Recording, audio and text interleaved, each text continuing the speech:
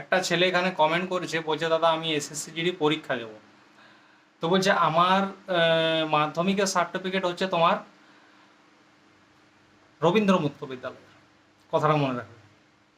তো যে বলছে রবীন্দ্র মুক্ত বিদ্যালয়, তো তাকে আমি বলবো দেখো এটা নিয়ে তোমার চিন্তা করা কিন্তু কারণ নেই। কারণ হচ্ছে রবীন্দ্র মুক্ত বিদ্যালয় আমাদের সরকারি রেজিস্টার।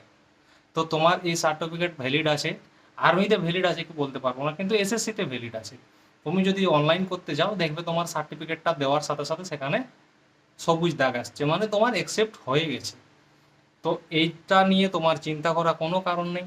তুমি এসএসসির জন্য ভালো করে বই পড়াশোনা করো, যে এসএসসির বই আছে। স্কুলের বই পড়ে তো আর এসএসসির পরীক্ষা পাস করা যায় না, তার জন্য আলাদা বই আছে। এসএসসির বই বই দোকানে গেলে বললেই তারা দিয়ে দেবে এসএসসি জিডির বই কি আছে।